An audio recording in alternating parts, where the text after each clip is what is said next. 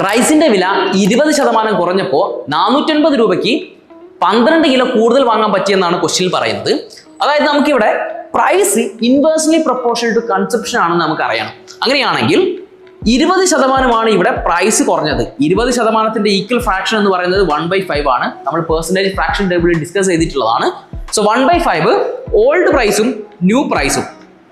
So പ്രൈസിന്റെ ratio എന്ന് പറഞ്ഞു കഴിഞ്ഞാൽ ആദ്യം 5 യൂണിറ്റ് ആണെങ്കിൽ ഇപ്പം 20% കുറഞ്ഞെന്നല്ല പറഞ്ഞത്. അതായത് 1 യൂണിറ്റ് കുറയണം. ആദ്യം 5 യൂണിറ്റ് ആണെങ്കിൽ ഇപ്പം 4 യൂണിറ്റ് ആയിട്ട് മാറി. പ്രൈസിന് ഓപ്പോസിറ്റ് ആണ് കൺസപ്ഷന്റെ റേഷ്യോ. അങ്ങനെയാണെങ്കിൽ പ്രൈസ് 5:4 ആണെങ്കിൽ കൺസപ്ഷൻ എന്ന് പറയുന്നത് 4:5 ആയിരിക്കും. കൺസപ്ഷൻ എന്ന് പറയുന്നത് എന്ത് തന്നെയാണ്? ക്വാണ്ടിറ്റി ആണ്. അപ്പൊ നമ്മുടെ ക്വസ്റ്റ്യനിൽ പറയുന്നുണ്ട് ഇത് പ്രൈസ് കുറഞ്ഞപ്പോൾ 12 കിലോ കൂടുതൽ വാങ്ങാൻ പറ്റി. അതായത് ഇവിടെ 4 യൂണിറ്റ് 5 യൂണിറ്റ് ആയി. അതായത് ഇവിടെ ഡിഫറൻസ് എന്ന് പറയുന്നത് 1 യൂണിറ്റ് അല്ലേ? 5 - 4. ഈ 1 യൂണിറ്റ് കൊണ്ടാണ് 12 കിലോ കൂടുതൽ വാങ്ങാൻ പറ്റിയിട്ടുള്ളത്.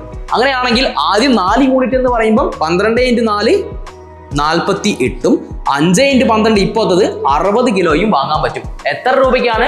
48 രൂപയ്ക്ക്. സോ 48 രൂപയ്ക്ക് പണ്ട് 48 കിലോ വാങ്ങാൻ 450 രൂപയ്ക്ക് പണ്ട് 48 കിലോ വാങ്ങാൻ പറ്റുമെങ്കിൽ 1 കിലോന്റെ പ്രൈസ് എന്ന് പറയുന്നത് 450/48 ആയിരിക്കും. പുതിയതാണെങ്കിലോ 450 രൂപയ്ക്ക് എത്ര കിലോ വാങ്ങാൻ പറ്റും? 60 കിലോ. അങ്ങനെയാണെങ്കിൽ 1 കിലോന്റെ വാല്യൂ എത്ര കിട്ടുമെന്ന് നോക്കിയാൽ പോരെ.